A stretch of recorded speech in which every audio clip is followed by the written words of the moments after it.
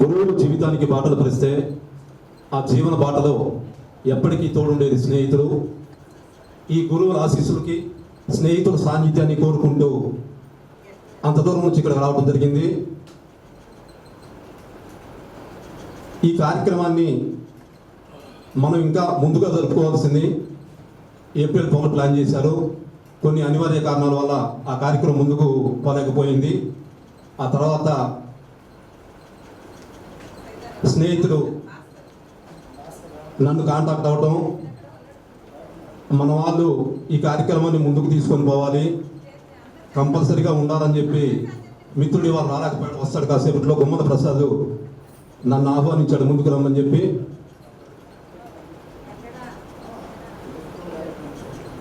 మనం గురువుల్ని ఎంత ఫాలో అవుతామంటే, ఇక్కడ ఎగ్జాంపుల్ ఇంతకుముందు మాధవరావు యూఎస్ నుంచి మాట్లాడాడు. నడబోతు మాధవరావు కళ్యాణ్ రామ్ మాస్టర్ ఇంట్లో ఉండి 10th క్లాస్ చదువుకున్నాడు. మనందరికీ స్నేహితులు గుర్తుండే ఉంటుంది.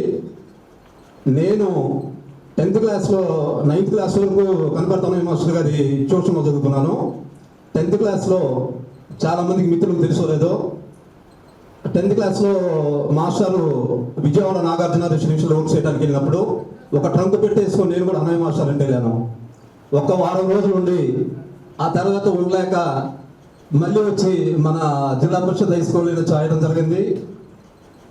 సరే ఓకే, ఆ 10th క్లాస్లో మంచి పాజిటివ్ ఫీల్ తోటి మిత్రులందరూ చదవటం జరిగింది. నేను క్లాస్ 2nd రావడం జరిగింది. మా మిత్రుడు డిఎస్ఆర్ క్లాస్ 3rd రావడం జరిగింది.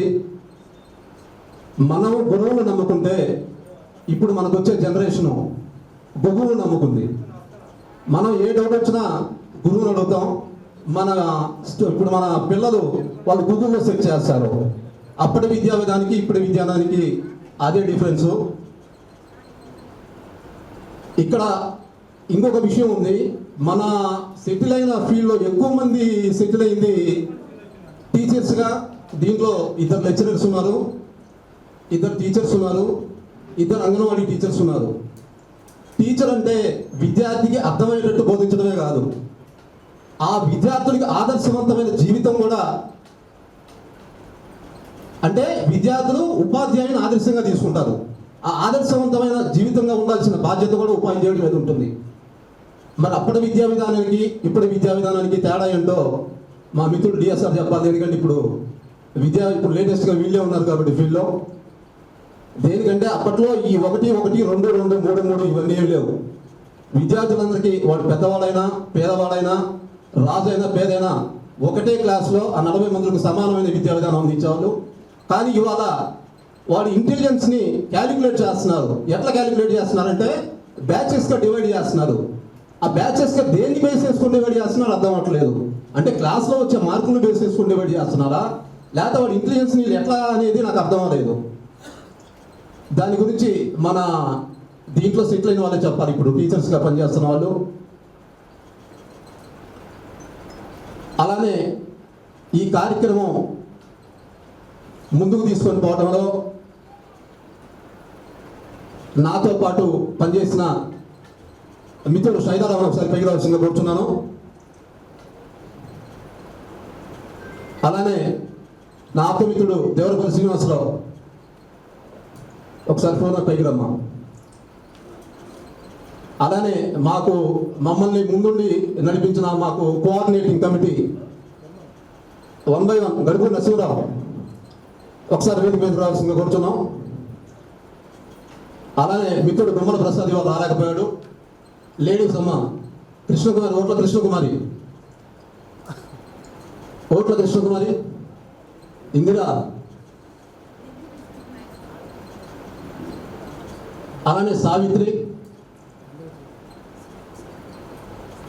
2 monthsగా ఎవ్రీ సండే గ్రూప్ కాల్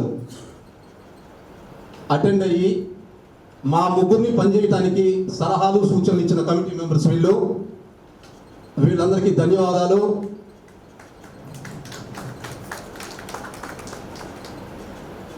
కార్యక్రమం మ్యాక్సిమం అందరూ పిలిచిన వాళ్ళ వరకు అటెండ్ అయ్యారు. చిన్న ఇబ్బందుల వలన కొంతమంది టీచర్లు హాజరు కాలేకపోయారు, కొంతమంది విద్యార్థులు హాజరు కాలేకపోయారు. ఈ నూతన సంవత్సరం ఈ గర్ల్స్ సాయిబాబా గుడిలో కలవడంతో ఈ ఈవెంట్కి బీజం పడింది. ఆ రోజు సాయిబాబా గుడిలో లేడీస్ అందరూ కలిసి వాళ్ళు అప్పటికే గ్రూప్ ఫామ్ అయ్యారు. ఆ గ్రూప్లో వాళ్ళతో పాటు మమ్మల్ని కూడా జాయిన్ చేసుకొని తర్వాత బాయ్స్ శివాలయంలో కలవటం, ఆ తర్వాత బాయ్స్ అండ్ గర్ల్స్ కాలేజీలో కలవటం, ఏప్రిల్ 12వ తారీఖు ప్లాన్ చేసుకోవటం అనివార్య కారణం వల్ల అది వాయిదా పడటం జరిగింది. అప్పటి వరకు మా పాత్ర ఏం లేదు దీంట్లో. అప్పుడు మిత్రులు రిక్వెస్ట్ చేసి కాదు, బలంగా కోరుకుంటున్నారు వీళ్ళందరూ ఈ కార్యక్రమం ముందుకు పోవాలి, కంపల్సరిగా మనం రావాలి అంటే అప్పుడు మేము ముందుకు రావడం జరిగింది. మిత్రుడు గుమ్మల ప్రసాద్ గారు, ఓట్ల కృష్ణకుమార్ గారు రిక్వెస్ట్ చేసి రావాలి అంటే దీంట్లోకి రావడం జరిగింది. మేము మ్యాక్సిమం మా శాయశక్తుల కార్యక్రమం విజయవంతం అవడానికి ప్రయత్నం చేశాము. చిన్న చిన్న ఏమైనా మిస్టేక్స్ ఉంటాయి, కావాలని చేసినవి కాదు, దయచేసి అర్థం చేసుకుంటారని ఆశిస్తున్నాము. ఈ కార్యక్రమాన్ని విజయవంతం చేసిన కమిటీ మెంబర్స్ అందరికీ ధన్యవాదాలు. Thank you all.